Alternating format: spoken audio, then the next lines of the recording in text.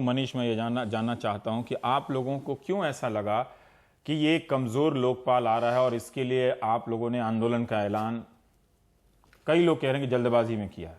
देखिए, अभी तो आप भी सोर्सेज के हवाले से ही बता रहे हैं, तो हमारे पास भी कोई स्टैंडिंग कमेटी की रिपोर्ट ऐसी नहीं है कि जिसको हम कह सके कि इसके बेस पे हम कह रहे हैं। लेकिन अगर सोर्सेज आपके सही हैं तो फिर ये चिंता की बात है, क्योंकि लोकपाल को जो सोर्सेज आपके कह रहे हैं कि सीबीआई को उसके दायरे से बाहर रखा जाएगा, यानी कि उसके पास जांच कराने के लिए कुछ नहीं होगा, वो सिर्फ पोस्ट ऑफिस की तरह कोई भी कंप्लेंट उसके पास आएगी तो वो सीबीआई को जांच कराने के लिए भेजेगा। सीबीआई सरकार के अंडर में है, जांच भी सरकार की करप्शन की होनी है, तो कैसे वो काम करेगा? तो उसमें यह है कि आप सुपरवाइज कर सकते हैं उस जांच के प्रोसेस को कि सीबीआई ठीक कर रही है कि नहीं कर रही है। सुपरवाइजिंग पावर तो आज सीवीसी को भी है, लेकिन सीवीसी क्या कर पा रहा है?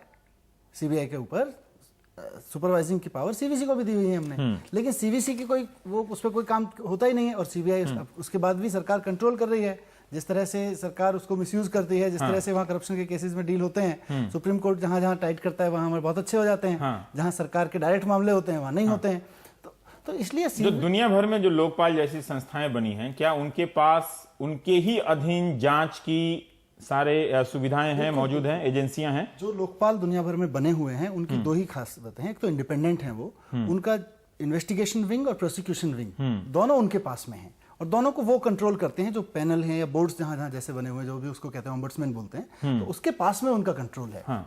पर निखिल, आपको लगता है कि बिना इस अधिकार के, जो सीबीआई को लेकर इन लोगों ने कहा कि अगर ऐसा नहीं है, अगर सीबीआई, मूल बात यह है कि अगर आप जांच का अधिकार आपने नहीं दिया, उसकी एजेंसी आपको नहीं दी, तो वो टीन का डब्बा है। आप भी सहमत हैं कि अगर ऐसा लोकपाल आता है अंतिम रूप से तो वो दुखद होगा?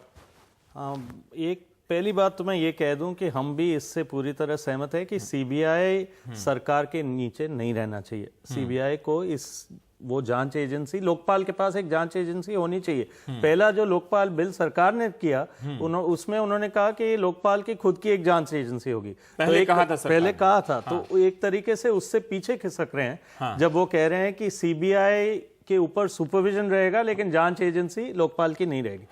लेकिन इसके बावजूद जो मीडिया से रिपोर्ट आ रहे हैं, ये भी हमें देखना चाहिए कि कई मायनों में काफी प्रोग्रेस भी हुआ है। दो तीन चीजें मैं आपके सामने आएंगे जिसमें, अच्छा चलो ठीक है, हम सीबीआई को क्लियर कर लेते हैं कि बिना जांच एजेंसी के, जांच के अधिकार के अगर लोकपाल जैसी संस्था का गठन हो रहा है तो वो एक कमजोर लोकपाल उनको हर हालत में उनके पास एक जांच एजेंसी होनी चाहिए जिसके ऊपर एडमिनिस्ट्रेटिव कंट्रोल भी होना चाहिए और सुपरविजन ऑफ इन्वेस्टिगेशन भी होना चाहिए। दोनों होना चाहिए। उसका प्रशासनिक नियंत्रण भी होना चाहिए और निगरानी भी वही करें। इसका मतलब है कि उनके पास अपनी एजेंसी होनी चाहिए। जी हरीश शेरावत जी, आप कुछ कहना चाहेंगे कि जो सीबीआई को लेकर इनकी आपत्तियां हैं, दोनों टीम अन्ना और टीम अरुणा, जिससे अब आम दर्शक पहचानते हैं दो अलग अलग राय रखने वाले लोगों के बीच, कि जांच की अगर एजेंसी नहीं है तो लोकपाल वैसा लोकपाल नहीं बन पाएगा जिस तरह से मजबूत बनाने का दावा संसद ने एक मत से भरोसा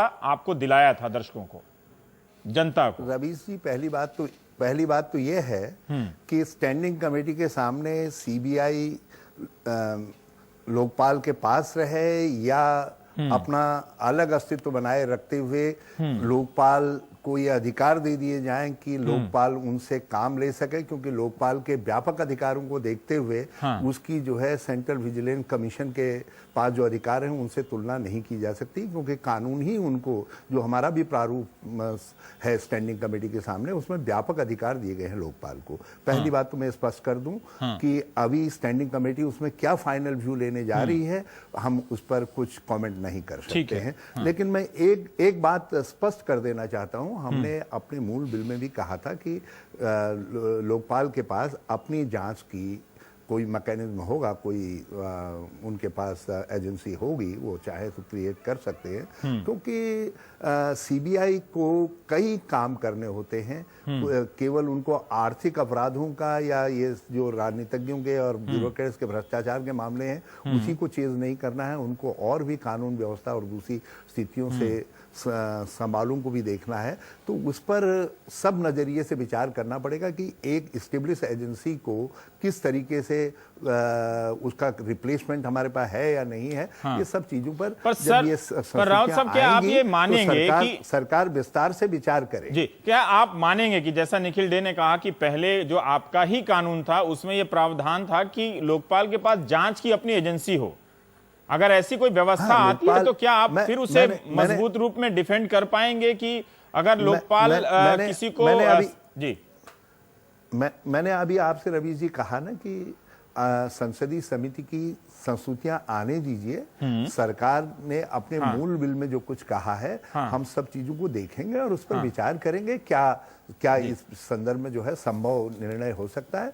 कोई ऐसा नहीं है कि हमने ये कह दिया नहीं, संसदीय समिति जो कहेगी वही फाइनल है। उसमें कुछ इम्प्रूवमेंट की जरूरत होगी तो वो भी बात हो सकती है, मगर मेरी समझ में नहीं आया कि कुछ हमारे दोस्तों के मन में क्यों ऐसा इम्प्रूवमेंट आ गया है कि चीजों को वो पहले से ही कुछ चीजों को प्रिज्यूम करके चल रहे हैं। NDTV's Cricket app, Android and iPhone, fastest scorecard, special analysis, and much more. Download free. ndtv.com/apps.